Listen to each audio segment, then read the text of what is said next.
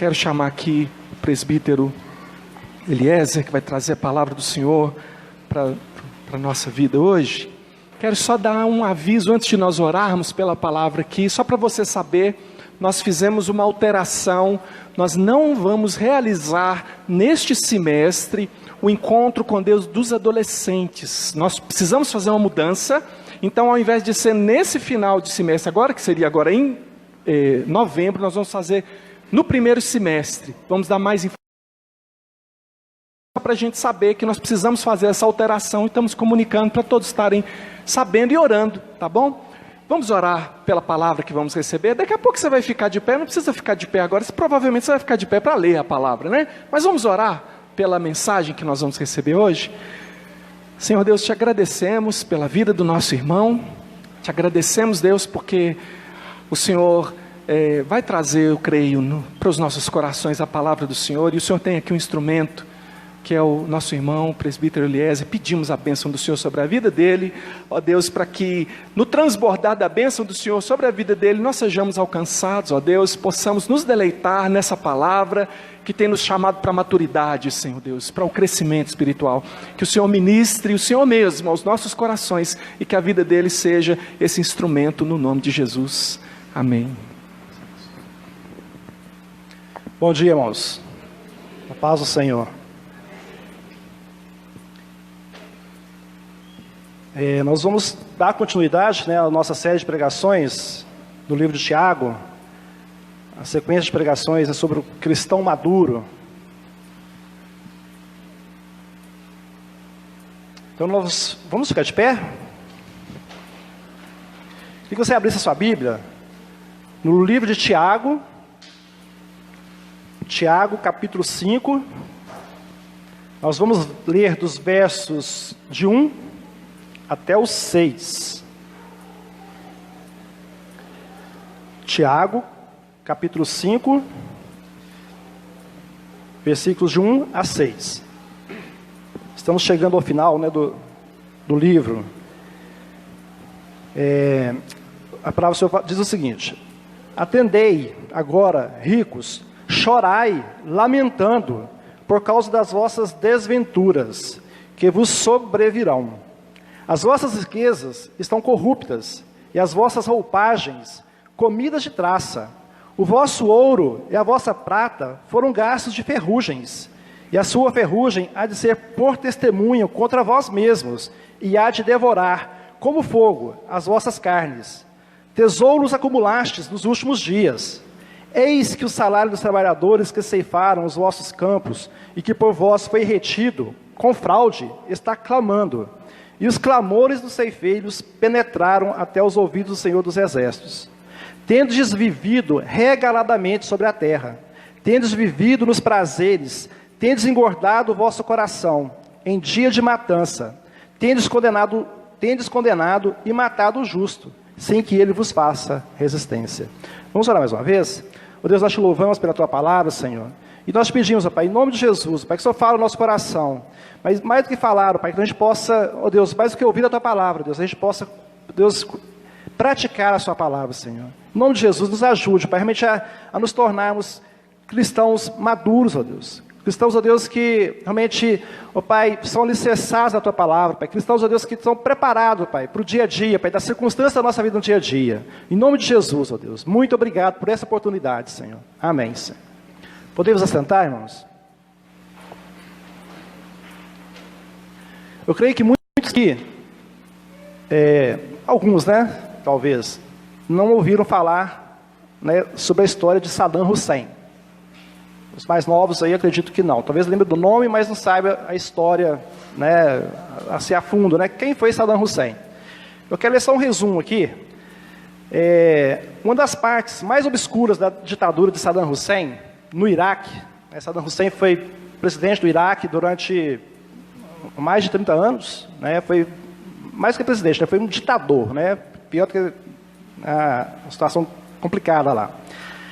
Então, sem dúvida, a forma como ele e seus seguidores mais fiéis geriram os recursos do país. Então, essa foi uma das partes mais obscuras. A opulência de seus palácios e a ostentação de sua família mostram que os membros do agora extinto regime não tinham qualquer problema financeiro, ou mesmo medo de ofender os empobrecidos iraquianos, com seus gastos exorbitantes. Como é comum da história das ditaduras absolutistas, Saddam sempre usou o dinheiro iraquiano como se fosse seu. Ele achava que o dinheiro era só dele, né? Mas ninguém sabia, né, onde que estava o dinheiro desviado por ele, como podia ser recuperado, né, e devolvido ao país. Então ele tinha todo um esquema lá, né, de gerir esse dinheiro. A empresa de pesquisa norte-americana, Crowe Associates, calcula que desde 81, né, ele caiu, né, ele foi em 2006, então em 81 ainda estava indo no auge, né, do regime dele. O ditador e seus aliados podem ter desviado a astronômica quantia de 200 bilhões de dólares. Ao passo que a fortuna do ditador era avaliada em 2 bilhões, né, bem incompatível, né, com o que declara-se. Segundo a revista Forbes, né, e em 7 bilhões de dólares, segundo o Departamento de Estado dos Estados Unidos. Então, as somas astronômicas são explicadas pela riqueza do Iraque, né, que detém a segunda reserva mundial de petróleo, país muito rico. Saddam Hussein, ele tinha como hobby também construir palácios luxuosos, né? Fala-se, né, que ele tinha em torno de 40 palácios, e cada palácio era mais suntuoso que o outro, né? Torneiras de ouro e tudo mais, né? E o povo do país dele morrendo de fome, né? E ele até usava esse recurso lá da fome, né, para o mundo, para receber ajuda, né, ajuda humanitária, mas estava só guardando, né, os recursos. E ele tinha também, né, o hobby, né, de colecionar cavalos de raça, né, cavalo árabe, né, um dos mais caros do mundo, né, e ele chegou a ter 250 cavalos desses, né, tem cavalo desse aí que custa bilhões de dólares, né. E aí o seguinte, né, fim da história, quem conhece a história sabe, qual o fim que levou Saddam Hussein, né, de um líder, né, de viver em palácios suntuosos, né, ornados a ouro. Ele foi achado como? Foi achado em um buraco, como um bicho. É bem compatível, né, com a vida que ele levou, né. Então, isso para a gente entender, né, qual o fim realmente o que é riqueza, né, homem. Na Bíblia a gente tem histórias de pessoas, né, uma pessoa especificamente, né, Nabucodonosor, uma pessoa também que passou por algo semelhante, né, que Deus humilhou a ponto de ele comer capim, né, foi transformado num animal. Então é o seguinte, aí vamos voltar aqui para nós aqui. Você já parou para refletir sobre o valor que o dinheiro ocupa na sua vida? Talvez a gente não vai ter aí bilhões de dólares, né, como a gente falou dessa história aqui. Mas isso não implica a quantia, né? Se a gente tem mais ou menos, mas o que o dinheiro realmente, o que ele faz na sua vida, né? Você já parou para pensar o que você é capaz de fazer por dinheiro? O que eu sou capaz de fazer por dinheiro? As pessoas roubam, mentem, divorciam, matam, e aí vai, tudo por causa do dinheiro. O dinheiro é capaz de dominar os poderes de uma nação, né? Ele pode dominar o poder executivo, o poder judiciário e até mesmo o poder legislativo. E o dinheiro, ele pode corromper, se a gente não puder falar que corrompe, né? O dinheiro corrompe. Ele corrompe vereadores, né? Corrompe prefeitos, deputados, senadores, presidente da República, advogados, procuradores, juízes. Então, né, não tem classe que escape, né, das armadilhas do dinheiro. Não há classe que escape. E como a gente leu a história, né, lá do Iraque, né, a corrupção, a gente vê, né, falar por aí, que ela está o quê? Ela está sugando as economias dos países, né, levando as suas populações a viverem o quê? Na miséria. O povo sofre, e o dinheiro, o que ele se torna? Ele se torna o Deus desse mundo. né? Tudo gira, né, em torno do dinheiro. Né? Então, a influência, né, que o dinheiro exerce na nossa vida, né, ela é, realmente, se a gente não tiver o cuidado, o domínio, ela é devastadora. Vivemos em meio a uma economia globalizada. Somos meio que reféns, né, desse sistema. Né? A gente sofre influência do mundo todo. O planeta, de uma forma global, né, ele que vai dizer, ele vai ditar as regras da nossa economia. Né? Então, o autor do texto bíblico, ele enfatiza 3 aspectos contra o dinheiro. Né? Primeiro, ele fala o seguinte, voltando aqui, ele fala que nós somos reféns desse sistema. Né? Os principais, né, especialistas, né, voltando à questão da aquisição do dinheiro, eles falam o seguinte, que uma economia, ela se sustenta, né, ela é capaz de sustentar como? Né?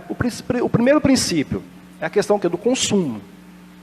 Quando não há consumo, né, o país fica estagnado, a economia para, tem que girar a economia. Né?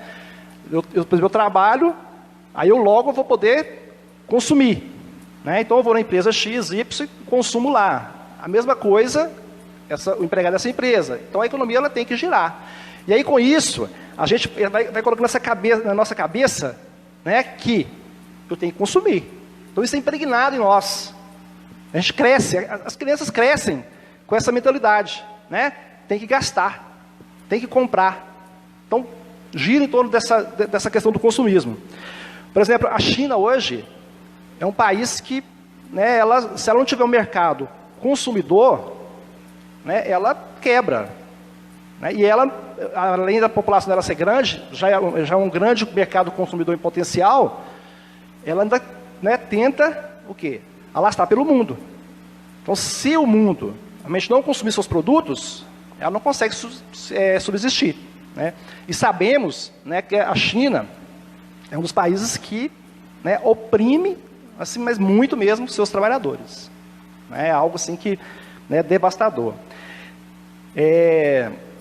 A internet, né, hoje em dia, você faz aí uma pesquisa, por exemplo, né, de um produto que você quer comprar.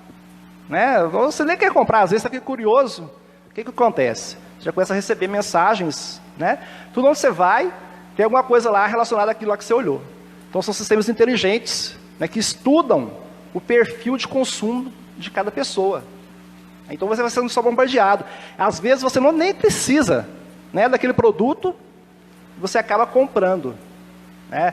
Uma das premissas do marketing é isso, é causar a necessidade no consumidor. Celular, por exemplo. Nós vivíamos aí né, não sei quantos anos atrás especificamente, ninguém, né, morria sem ter um celular. Hoje em dia, nós não sobrevivemos sem um celular, né, se for pensar às vezes. Né? Se ficar sem celular, nossa, vai ser algo difícil de adaptar. Né? E assim tem outros produtos por aí. Né? Por quê? A gente vai começar a ver, né, e passa a fazer parte da nossa vida, você não consegue ficar sem. Então, hoje existem mecanismos inteligentes, né, as empresas gastam, né, fortunas com esses equipamentos justamente para isso, para fomentar essa questão do consumo. Então, quer dizer, a gente é totalmente refém, né, do sistema. Aí como cristão maduro, né, é a grande questão. Né, como administrar isso? Como viver em meio a essas turbulências? Né? Hoje a gente tem no mercado, né, empresas que são mais ricas do que muitos países juntos. Tem verdadeiras, né, organizações aí que, né, são impérios. Né, tudo assim, né, por causa do consumo. Tá? E são várias. Né, o Provérbios, né, 10:22 fala o seguinte, que não é problema, né, a empresa enriquecer, eu ter dinheiro, não é problema. Até fala em Provérbios 10:22 o seguinte, que a bênção do Senhor enriquece. A bênção do Senhor enriquece. Então não é pecado. A gente fala assim, consumo e tal, a gente está falando que é uma coisa má em si mesma. O problema somos nós sermos influenciados por essa onda. Então, quando o Tiago fala aqui, sobre a questão do dinheiro, ele não quer dizer somente que seja pecado ter dinheiro ou ser rico. Não é pecado ser rico. Ele não está condenando aqui, é pecado, você não pode ter dinheiro, você não pode fazer aquilo, você tem que ser pobre. Ele não está falando isso aqui, ele não quer dizer isso aqui. A gente tem vários exemplos de homens que foram ricos na Bíblia, Abraão. Abraão foi um homem rico e usou a sua riqueza para abençoar uma nação, um povo, e o mundo todo. Então, Tiago, ele enfatiza no texto que a questão dos ricos e suas riquezas pecaminosas. Essa é a exortação que Tiago traz para nós nesse texto. O problema das riquezas pecaminosas. Então, essa é uma questão muito séria, porque Tiago, ele começa logo no primeiro capítulo dizendo o seguinte, que é para os ricos, o quê? Chorai lamentando. Ele já começa falando assim, chorai lamentando por causa das desventuras que vos sobrevirão. Por causa das extravagâncias, por causa das... Aqui, voltando aqui, agora, pois, ricos, chorai lamentando por causa das vossas desventuras que vos sobrevirão. As riquezas deles estavam o quê? Corruptas, adquiridas de forma ilícita. E a gente vai ver aqui como que essa riqueza pode ser, uma riqueza adquirida de forma errada, de forma ilícita. Então é o seguinte, para a gente pensar, 1 Timóteo 6,10 fala o seguinte, porque o amor do dinheiro é o quê? É raiz de todos os males. É raiz de todos os males. Então Paulo aqui ele já fala que já previa isso, eu já sabia que esse amor ao dinheiro é raiz de todos os males. E alguns, nessa cobiça, se desviaram da fé. E a si mesmos se atormentaram com muitas dores.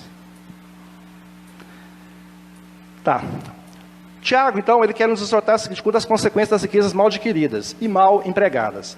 O autor do texto bíblico, ele enfatiza 3 questões quanto ao dinheiro. A primeira coisa que ele levanta aqui, nessa questão das riquezas, é o seguinte, é a forma como adquirimos a riqueza. A segunda abordagem dele no texto é como nós gastamos o nosso dinheiro. Como que eu gasto meu dinheiro? Eu tenho responsabilidade. Fala assim, o dinheiro é meu, eu gasto o que eu quiser. Não. À luz da Bíblia, nós precisamos ser o quê? Responsáveis no gastar o nosso dinheiro. E em terceiro lugar, ele traz uma terceira abordagem. É o que acontecerá com essas riquezas guardadas, mal adquiridas. Então, vai ter essas 3 abordagens. Então, como adquirimos a riqueza, como gastamos e o que acontecerá com a riqueza. Aí você fala assim, não, mas eu não adquiro riqueza, meu salário não dá para eu adquirir riqueza, eu passo a minha aposentadoria não dá, mas não importa, como eu já falei no início, não importa a quantidade, nós sabemos disso, não tem a ver com a quantidade, a gente sabe essa questão, Então, como nós já vimos antes, a Bíblia não desestimula a aquisição de bens. Na lei de Moisés, havia regras específicas para a obtenção e manutenção das riquezas. O povo de Israel, nós sabemos a história, eles tinham as suas próprias terras e usufruíam do que produziam. Então, a Bíblia mesmo ensina a questão da posse. Era a coisa lícita, você ter as suas posses e explorar aquilo que você tem e produzir, gerar riqueza. Jesus também não negava esse direito de possuir bens, e principalmente na questão da obtenção do lucro.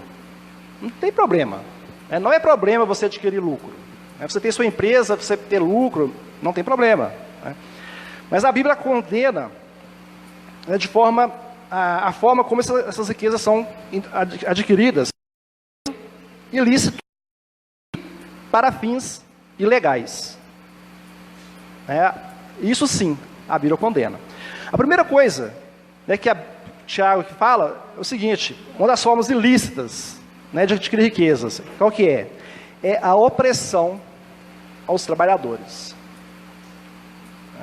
Então, o versículo 4, ele diz o seguinte, 4 de Tiago, do capítulo 5, fala que eis que o trabalho, eis que o salário dos trabalhadores, que ceifaram os vossos, e que por vós foi retido com fraude, está clamando, e os clamores dos ceifeiros penetraram até os ouvidos do Senhor dos exércitos. Então, na época de Tiago, né, lá no Antigo Oriente Médio, o trabalhador não é como hoje, né? Normalmente a gente trabalha, né, você é contratado na empresa, você trabalha o mês todo e recebe seu salário no final do mês, ou às vezes um adiantamento no meio do mês, né? Na época de Tiago, não. Né? Na época, quando foi escrito esse texto, o trabalhador ele tinha o salário dele, né, combinava o salário com o patrão dele, e no final do dia, ele dependia daquele salário para poder passar lá no armazém, comprar o feijão, o arroz, né, a carne, para alimentar a sua família. Então era, assim, ele dependia exclusivamente daquele salário, ele não tinha uma reserva. E a Bíblia fala o seguinte, que o que acontecia é que esses trabalhadores, às vezes, eles não recebiam aquele salário que foi combinado.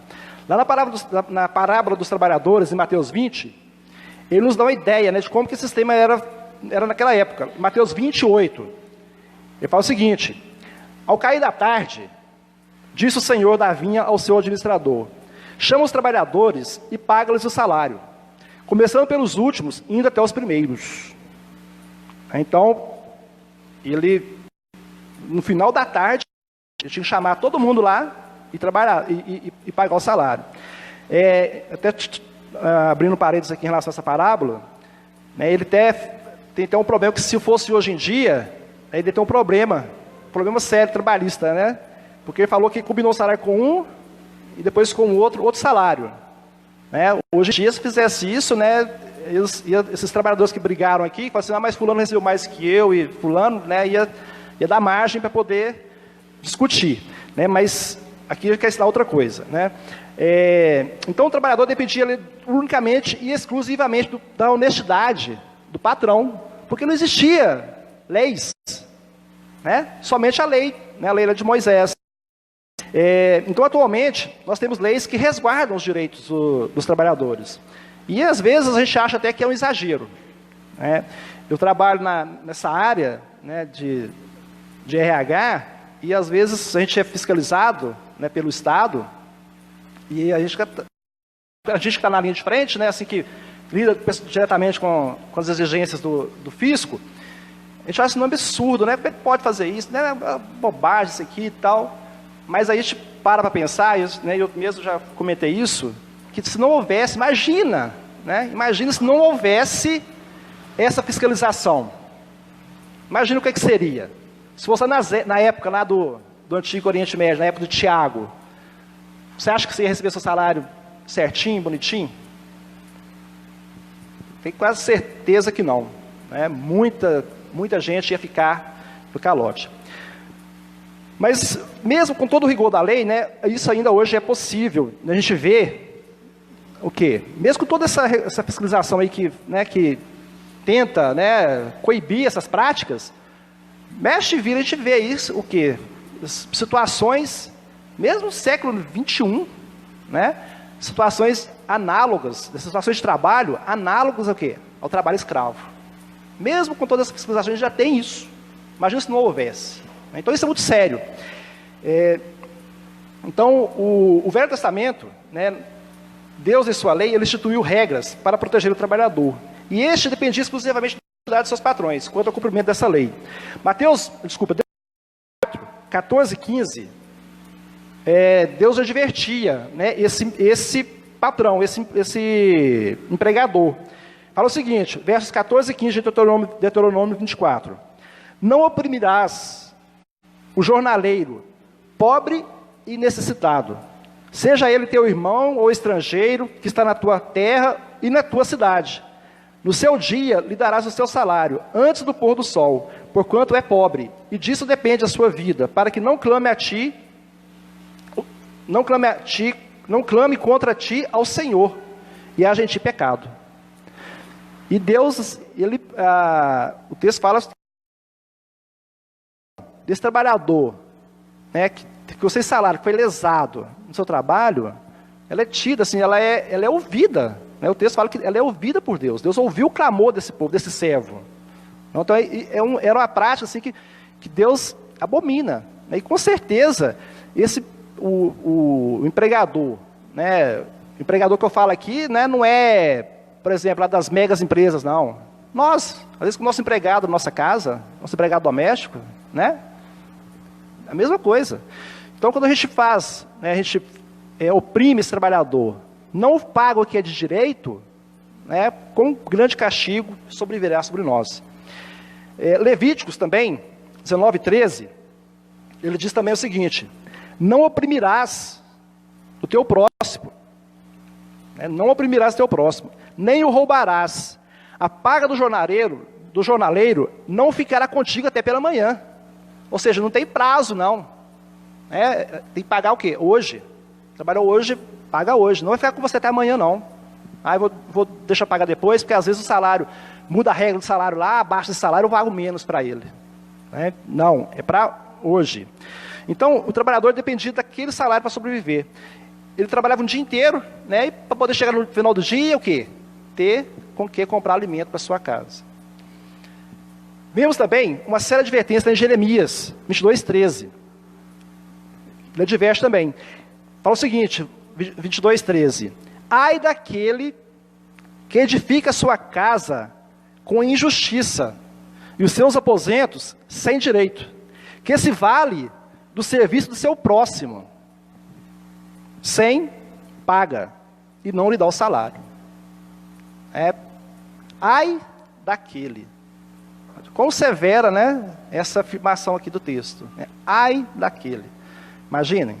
Às vezes a gente fica pensando, né, não sei, não vai dar nada e tal, vantagem em tudo, né, mas a consequência ela é terrível. É terrível. A gente às vezes não vai, às vezes acontece alguma coisa com a gente, né, na nossa vida, a gente não vai por quê? Por que daquilo? Consequências do nosso, né, da nossa infidelidade. E todas as formas em adquirir riquezas, elas são severamente condenáveis por Deus. Mas quando as riquezas são adquiridas às custas da opressão do trabalhador, né, igual eu já disse aqui, elas são ainda piores. O versículo 4 de Tiago, ele diz o seguinte, que o clamor dos ceifeiros, que não receberam salário, ele penetrou os ouvidos do Senhor dos Exércitos. Isso significa o seguinte, né, como eu já falei, a oração deles foi ouvida. Deus se atentou para a súplica deles e não ficará sem resposta. A oração deles não vai ficar sem resposta. O texto fala que Deus ouviu. E Tiago também, ele, no texto dele, enfatiza que os trabalhadores eram oprimidos também. Além da questão de não pagar o salário corretamente, os trabalhadores eram o quê? Eles eram oprimidos nos tribunais. Até nos tribunais eles eram oprimidos. Às vezes, como eu falei aqui, às vezes você vai, a pessoa recorre à justiça para reivindicar um direito, até lá ele perdia. Por quê? O patrão tinha dinheiro, e ele conseguia corromper as cortes, os tribunais. Então até lá ele era oprimido, até nos tribunais. Então e a gente vê que não é muito diferente nos nossos dias.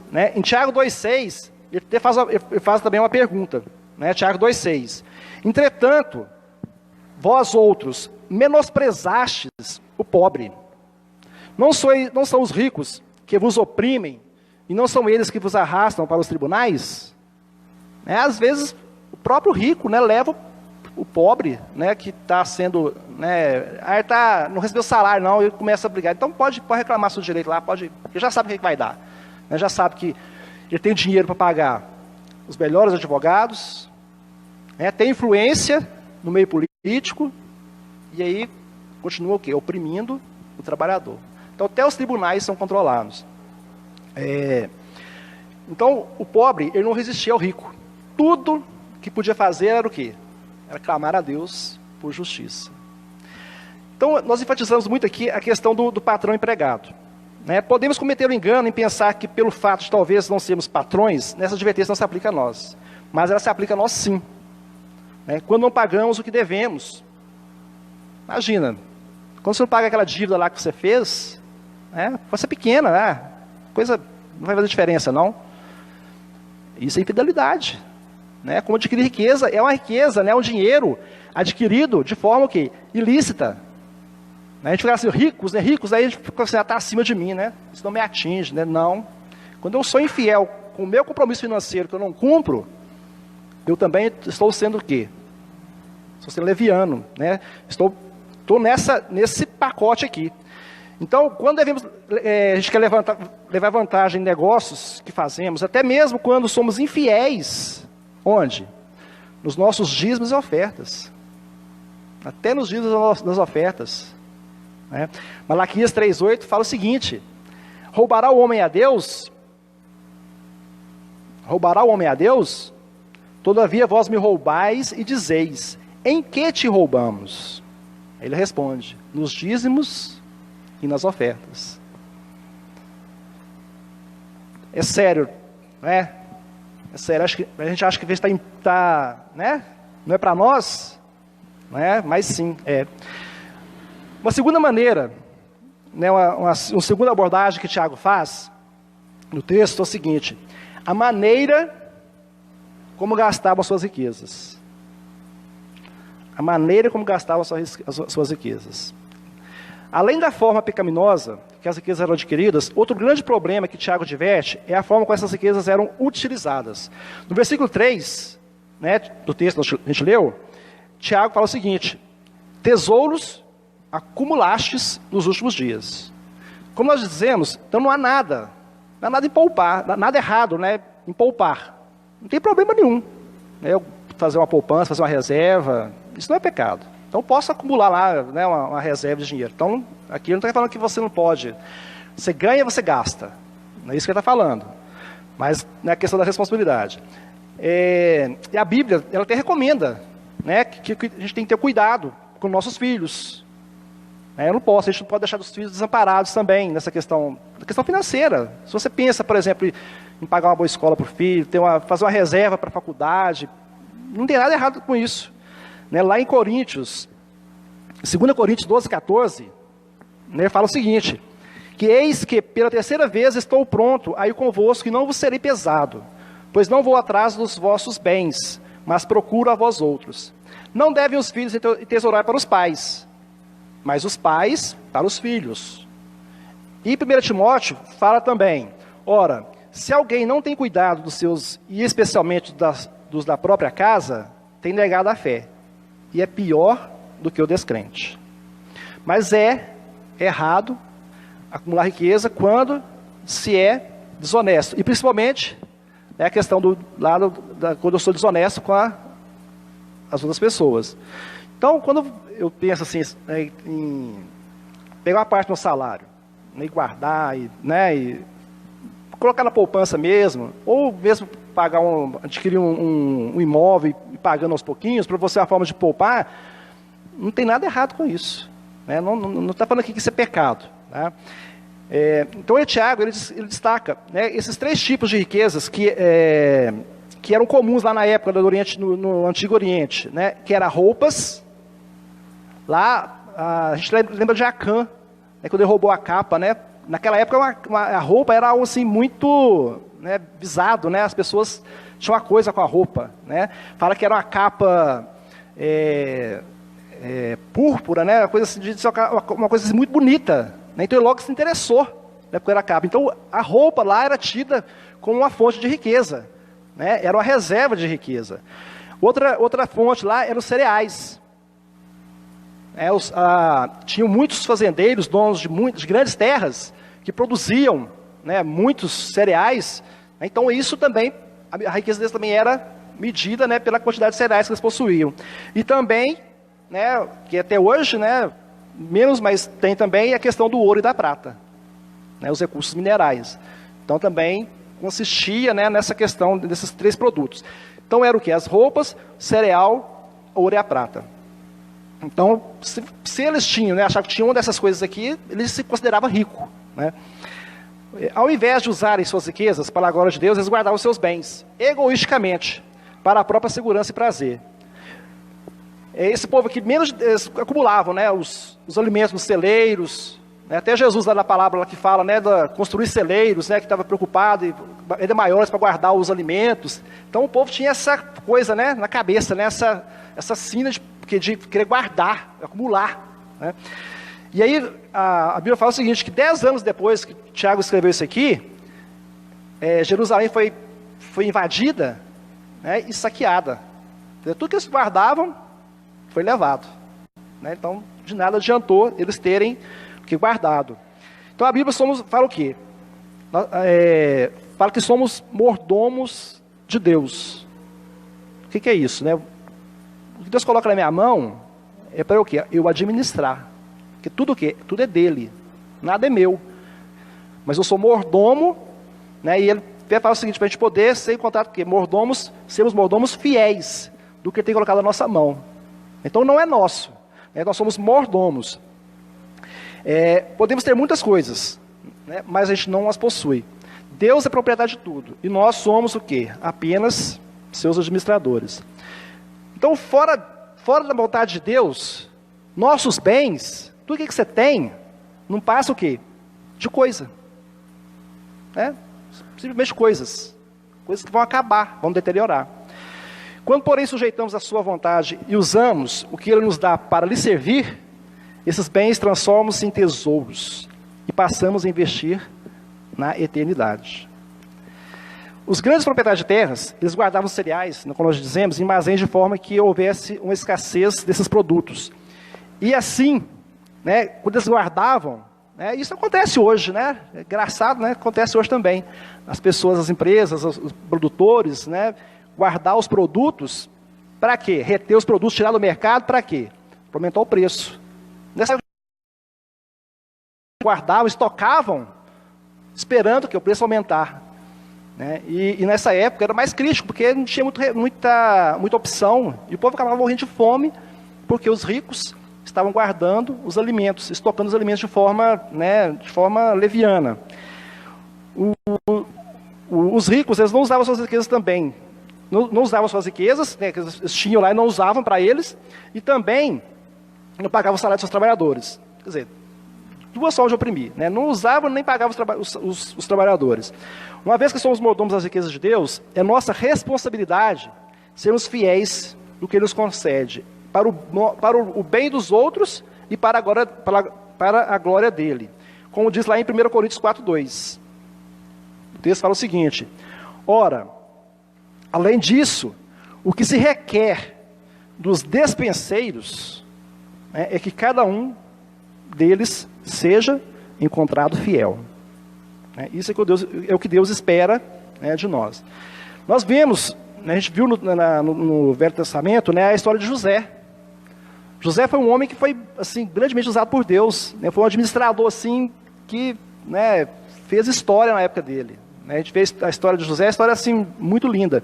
Ele foi fiel lá na casa do patrão dele, né, na casa de Potifar, e ele prosperou. E essa sabedoria que Deus deu a José, para a administração da casa de Potifar, ele acumulou muitos alimentos que, nos armazéns, a gente sabe como que isso foi usado para abençoar o povo naquela época. Né? Veio uma seca, né, terrível, nos 7 anos. Então, se ele não tivesse armazenado aquele alimento, né, lá o Egito tivesse armazenado, muita gente teria morrido de fome. Então, eles não estocaram, eles não guardaram lá, né? Assim, não, deixa o pessoal morrer de fome, vamos segurar aqui até chegar não ter jeito mais, a gente vender isso aqui a preço de ouro. Né? Mas a Bíblia não fala isso. Né? Eles venderam, lógico, eles devem ter lucrado, porque só eles tinham para vender, mas o quê? Eles abençoaram, né, os povos que dependiam desse alimento. Então, José é um dos exemplos que a gente vê na Bíblia, né, que soube usar a riqueza de forma a abençoar. nós guardamos coisas sem nenhuma necessidade para nós. Imagina, você guarda alguma coisa na sua casa que você nem usa, você não tem necessidade de utilidade nenhuma para você? Eu tenho, como tenho. Né? É um erro. Por quê? Não vou usar, aquilo vai deixar de ter valor, talvez vai, digamos que, vencer o prazo, né? E talvez a pessoa que estava precisando, utilizou. Isso é comum acontecer com a gente? Você guardar aquilo que você não precisa? Tiago 5,5, né, ele fala também o seguinte, que temos vivido regaladamente sobre a terra. Temos vivido os prazeres, tendes engordado o vosso coração em dia de matança. Em quantas pessoas estão? Né, a gente vê aí, principalmente, como eu já falei no início, que é a história dos ditadores, acontece muito com os ditadores, né? Eles estão lá nos palácios deles, esbanjando lá, né, de alimentos, né, de tudo assim, né, até desperdiçando, e a população morrendo de fome. Né? Então, isso é terrível. Nós temos o exemplo seguinte, nós todos, né, a gente não é ser hipócrita, né? Nós desejamos coisas boas. Né? Todos nós desejamos. Né? Todo mundo tem vontade de ter uma boa casa, né? Ter alimentos de qualidade, né? Poder comprar aquilo que você deseja comer. Né? Outra coisa, você ter um bom carro. Então a gente não quer, por exemplo, hoje voltar àqueles tempos passados, né? Que, por exemplo, a forma que a gente foi criado, talvez, né? A gente não tinha o que tem hoje, assim, em abundância, né? Os recursos que a gente tem hoje. Por exemplo, hoje quase todo mundo tem um carro para poder se locomover. Em casa tem um eletrodoméstico que supre, né, a necessidade. Então, não é errado eu querer ter isso. Né? Isso é bom, isso é bênção de Deus. Mas, nós temos que reconhecer o seguinte, que esse luxo, né, que as pessoas vivem, que às vezes a gente vive, ele tem que ter um limite. Né? Lá em Lucas 12,15, Jesus fala o seguinte, em Lucas 12,15, então lhes recomendou, tende cuidado e guardai-vos de toda e qualquer avareza, porque a vida de um homem não consiste na abundância dos bens que possui. Né? Então não adianta eu querer guardar, né, usufruir ali de forma, né, assim, enquanto às vezes tem uma pessoa do meu lado que está necessitando, eu não estou nem aí. Né? Tem gastos que são incompatíveis com o lugar que você, às vezes com o lugar que a gente vive. Né? Às vezes na minha casa, às vezes eu gasto, eu tenho um estilo de vida que às vezes o restante da minha família não tem. Né? E eu não quero, só para mim ali. Vamos tentar ser mais, né, específico. Então isso Deus condena também, é pecado. Né? Os homens ricos, né, que Tiago ele se refere aqui, eles alimentavam o quê? Do prazer de possuir as riquezas, mas morriam de fome. Chegavam ao cúmulo de ver o gado engordando no pasto. Né? Você tinha o gado engordando no pasto, aquele monte de boi está engordando, mas não tinha coragem de pegar um boi e matar para poder fazer um churrasco, né, para a família. Às vezes tinha vontade, né, ter um churrasco e tal, comer uma carne boa, mas não matavam, porque, né, tinha que ficar lá engordando. Para quê? Para enriquecer mais ainda. Isso acontece com a gente, não? A gente compra alguma coisa, né? A gente compra uma roupa, né, ou alguma coisa assim, não, eu não vou usar não, porque vou estragar, deixar para aquele dia.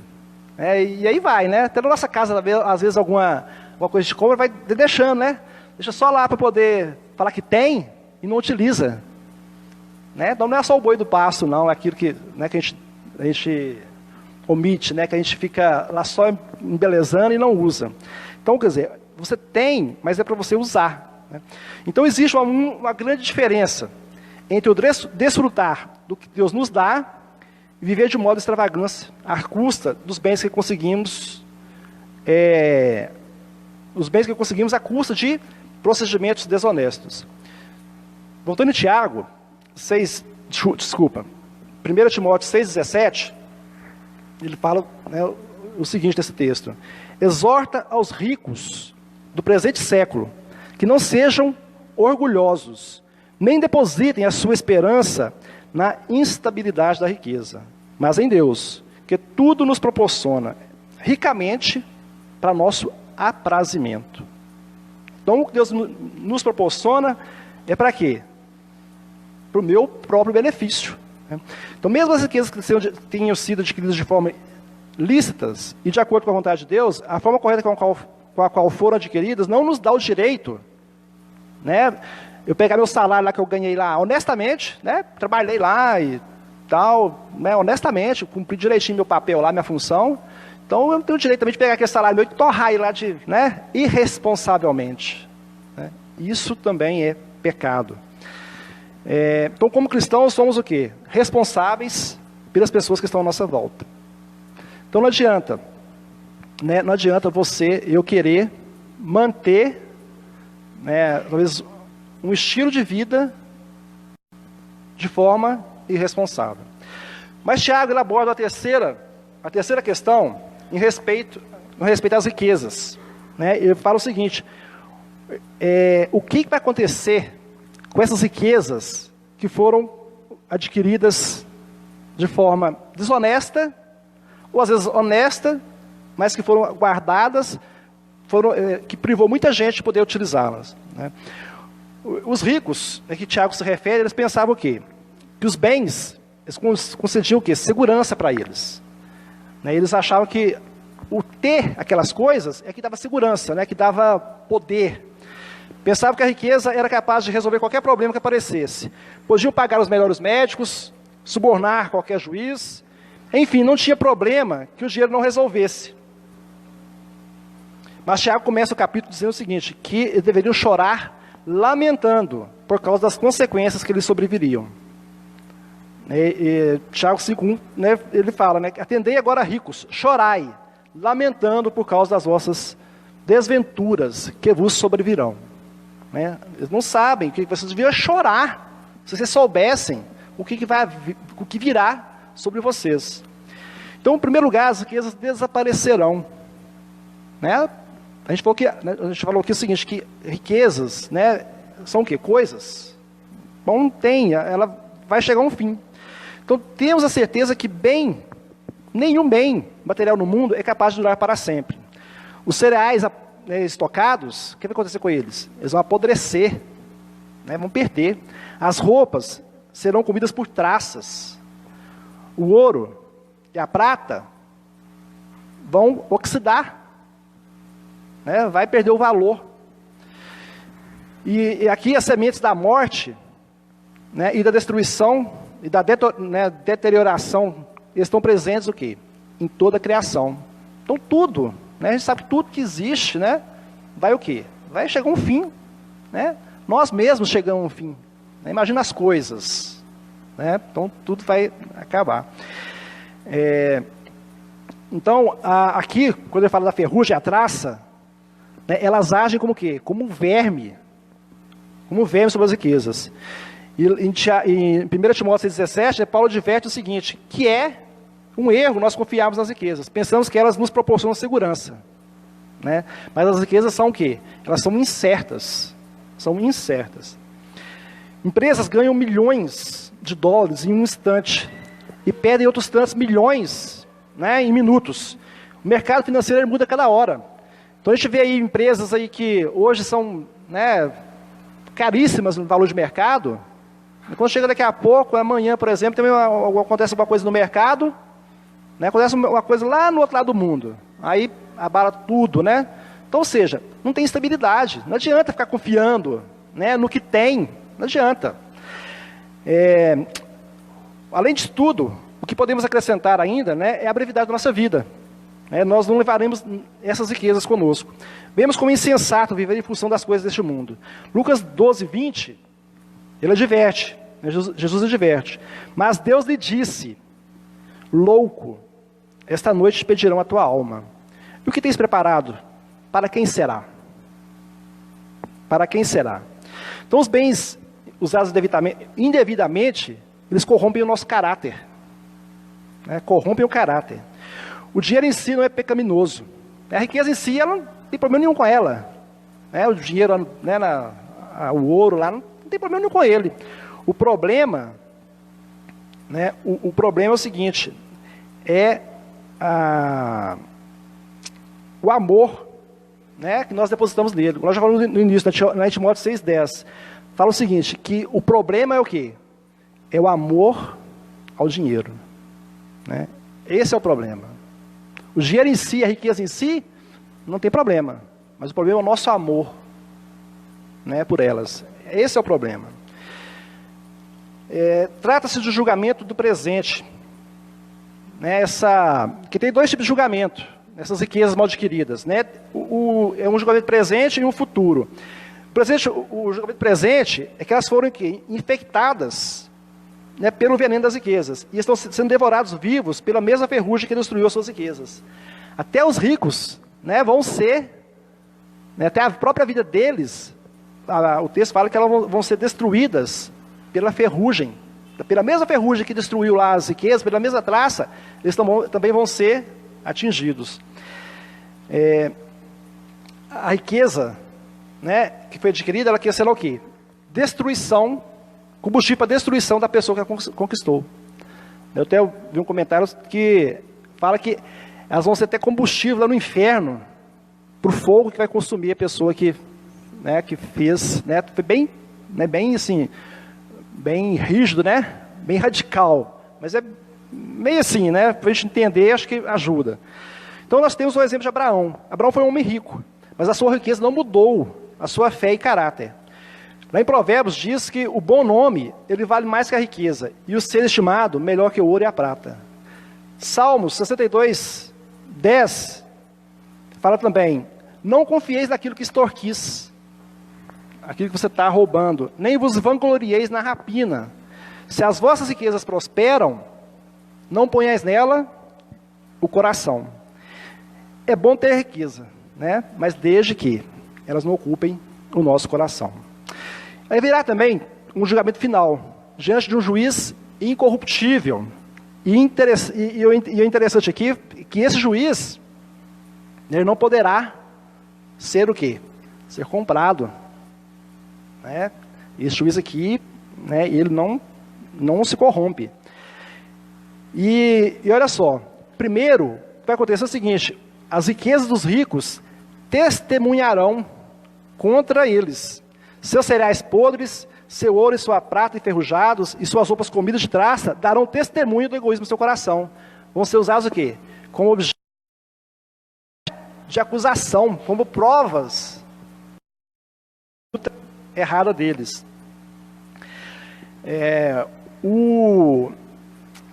E aqui, a gente falando, né, dos ricos, né, essas riquezas, elas não servem. Né, o que eles acumulou aqui não vai servir para testificar contra ele, a favor deles, né, apenas para destruí-los. Então, nesse julgamento, nem todo o dinheiro do mundo será capaz de subornar as testemunhas. Né, muito menos o juiz, como nós falamos. Nesse julgamento, Deus não julgará os pecados, porque já foram julgados na cruz. Veja só, Deus não vai julgar os pecados mais, eles já foram julgados na cruz. No entanto, julgará. Interessante isso, né? Então Deus não vai julgar. Às vezes a pessoa vai ter a salvação, não vai perder a salvação, mas a gente sabe o quê? Que a recompensa, né, pela vida, às vezes, que a pessoa levou, né, vai ter a diferença nesse momento. Né? Ela vai ser que ela vai perder esse benefício, esse prêmio. Então, a última consequência, né, dessas riquezas mal adquiridas, né, Tiago fala o seguinte: oportunidade. Imagina aí, a pessoa tem, né, dinheiro que não vai usar, né, acumula dinheiro, mas assim, sabe, é um vício, né? Ouvimos recentemente uma pessoa aí que perguntaram por que ela roubou tanto, né? Ela falou assim, não, é porque era um vício. Eu comecei a roubar e não consegui parar mais. Né? Comecei a desviar dinheiro, corrompi e não consegui parar. Então, é um vício. A pessoa começa a acumular, acho que a quinta geração dele vai conseguir gastar aquele dinheiro que ele acumulou. né? E isso aí de forma ilícita. Mas imagina aquela riqueza, né? Aquele bem que nós adquirimos de forma lícita, né? A gente pode ter a bênção, né? Outras pessoas. Então é a perda de uma oportunidade preciosa, né? Imagina os governos corruptos. Imagina o que eles poderiam fazer com o dinheiro, né, que eles desviam. Desviam para quê? Não vai conseguir gastar, não vai conseguir usar, né? Então perdem o que? A grande oportunidade de abençoar outras pessoas. Então, irmãos, a gente viu o seguinte, que não tem jeito, né? Nós temos que, como cristãos maduros, né, ter essa maturidade da forma como lidar com o dinheiro. Não é possível, né, você, por exemplo, acho que para um crente, por exemplo, principalmente para um cristão, né, eu estar lá, às vezes, usando meus bens, né, regradamente, né, aquilo que Deus tem me dado, né, e sendo infiel, por exemplo, principalmente no dízimo e na oferta. Acho meio complicado você conviver com essa cabeça, pensar isso. Será que o Espírito não incomoda ou não inquieta o coração? Não dá. Né? Eu utilizar ali tudo que eu tenho, para o meu prazer, para o meu benefício, sabendo que eu não estou sendo fiel nem no dízimo e na oferta. É terrível isso, né? Terrível. Então, para a gente concluir aqui, né, nossa mensagem, o dinheiro, ele pode ser uma bênção na nossa vida, mas ele pode nos afastar da presença de Deus e virar um tormento. À vista do que o apóstolo Paulo fala em Timóteo 6,10, né, que o amor do dinheiro é a raiz de todos os males. E alguns dessa cobiça, o quê? Se desviar. Né, chega a esse ponto de desviar da fé, esse amor, né, desenfreado pelo dinheiro. Tudo que Deus colocou nas nossas mãos, nós já vimos aqui, foi o quê? Para a gente poder apenas o quê? Administrar. Foi apenas para eu administrar. Não é nosso, não é meu. Né? Deus me deu para eu administrar no reino dele. Né? Então, não é meu. Eu sou o quê? Apenas mordomo, conforme a Bíblia mesmo afirma. Então, Deus nos pedirá conta de tudo o que Ele nos confiou para cuidar. Seja pouco ou muito. Né? Seja pouco ou muito, Ele vai nos pedir conta. Um comentarista bíblico diz o seguinte, que é bom ter coisas que o dinheiro pode comprar, desde que também tenhamos o que o dinheiro não pode comprar. Entenderam? Então é bom eu ter tudo que o dinheiro pode comprar, mas é bom também eu ter o quê? O que o dinheiro não pode comprar. O que adianta ter uma mansão se ela não é um lar? Né? De que adianta uma aliança, um brilhante no dedo se não existe amor? Né? O dinheiro serve a você? Ou você é servido pelo dinheiro? Pensa nisso. Como você tem gastado o seu dinheiro? Você é fiel a Deus com o dízimo, com o seu dízimo, a sua oferta? Você tem sido fiel? Você está retendo mais do que é justo? Você já parou para pensar o lugar que o dinheiro ocupa na sua vida? Já parou para pensar nisso? Amém?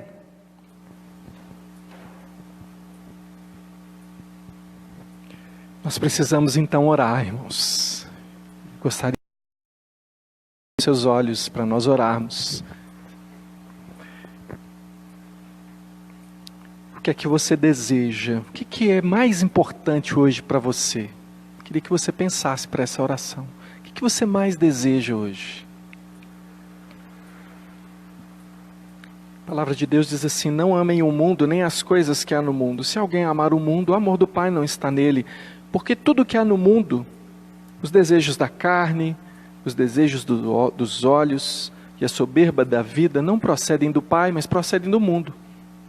Ora, o mundo passa, bem como seus desejos, mas aquele que faz a vontade de Deus permanece para sempre.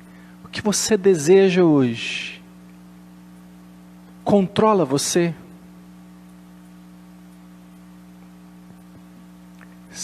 Eu te garanto que o que você deseja controla você. Se o que você deseja é aqui dessa terra, isso vai controlar você e vai manter você preso aqui nessa terra.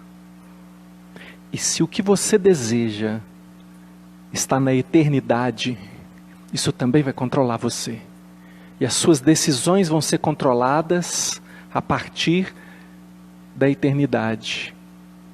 Acontece que a eternidade não vai ser igual para todos. Há um juiz. O que é que o juiz vai dizer a seu respeito? Servo bom e fiel, foste fiel no pouco, sobre o muito te colocarei, entra no gozo do teu Senhor. Ou vai dizer, servo mau e negligente, apartai-vos de mim, vós que praticais a iniquidade. Você pode ficar de pé para nós fazermos oração? É a sua oração. É você que precisa orar, é você que precisa dizer, Deus, eu peço perdão por deixar ser controlado pelos desejos da minha vida, as coisas que eu acho que preciso. Irmão, é até mais do que dinheiro, não é? Coisas da vida que podem estar controlando você. Você precisa ser controlado pelo Espírito Santo de Deus. Controlado pelo Deus eterno, que fez de você eterno e que vai ajustar contas com você para a eternidade. Vamos orar? Faz a sua oração, o Senhor já falou ao seu coração. Você já sabe o que precisa orar. E assim nós vamos fazer essa última oração juntos aqui, confessando os nossos pecados e pedindo graça ao Senhor Jesus. Senhor, bendito seja o teu nome por ter nos feito pessoas que têm desejos, que são capazes de sonhar, que são capazes de imaginar, de desejar, de construir. Nós ouvimos aqui, Senhor Deus, não é pecado construir, não é pecado querer alguma coisa boa, mas é preciso saber por que queremos o que nós queremos, ó Deus. E se aquilo que nós queremos, ó Deus, vai de repente nos afastar do Senhor, como tantas pessoas fizeram e fazem, por amar mais o dinheiro do que o Senhor, por amar mais os bens do que o Senhor, por amar mais um ideal de vida diferente do projeto e do plano do Senhor.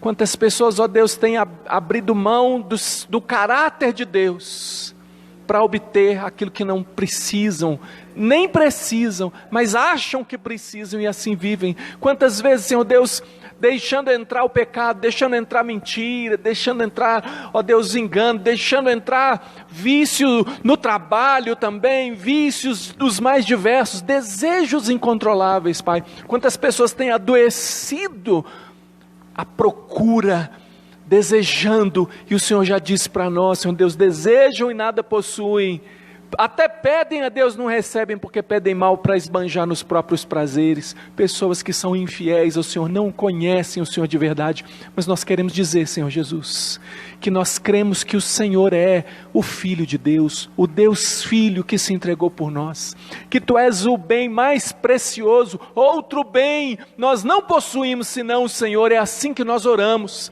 nós dizemos que a nossa herança, ela está contigo nos céus. É por isso que nós já começamos hoje cantando que ainda que a figueira não floresça, nós confiamos no Senhor Jesus. Ainda no dia da adversidade, nós confiamos no Senhor. Senhor Deus, se prosperarmos, ó Deus, e pedimos que o Senhor prospere o teu povo, sim, mas Deus, que quando nós prosperarmos, nós não coloquemos nisso a nossa confiança, coloquemos a nossa confiança no Senhor. Deus, e seja como for a nossa vida, que nós possamos ter o olhar no céu, na eternidade, que o Senhor não nos deixe viver em pecado, Senhor Jesus, como se tivéssemos que adquirir alguma coisa para ostentar. Senhor Deus, tira essa maldade do nosso coração, que nenhum de nós seja pessoa que fica aí para ostentar a sua riqueza, mas que nós possamos servir com aquilo que o Senhor tem nos dado, riqueza de toda sorte, Senhor Deus, a nossa inteligência, a nossa capacidade, seja o que for, que o Senhor colocar nas nossas mãos, que nós possamos usar com diligência, como bons mordomos do Senhor e abençoadores, ó Deus, porque o Senhor mesmo nos fez, ó Deus, e nos abençoou, sem querer nada em troca, sem precisar disso, que também nós possamos servir sem o desejo de receber em troca. Que o Senhor nos abençoe assim, com essa maturidade, Abençoa, Senhor Deus, amadureça sim a todos nós como povo do Senhor, e que o Senhor continue nos abençoando nesse dia, que a graça do Senhor Jesus Cristo, que o amor de Deus, o nosso Pai, e que a comunhão do Espírito Santo do Senhor seja com todos nós, agora e sempre. Amém, amém. Deus te abençoe, irmão. Deus nos abençoe com essa maturidade de vivermos pela fé no Filho de Deus. Que o Senhor te dê um dia abençoado, uma semana cheia de Deus, em nome de Jesus.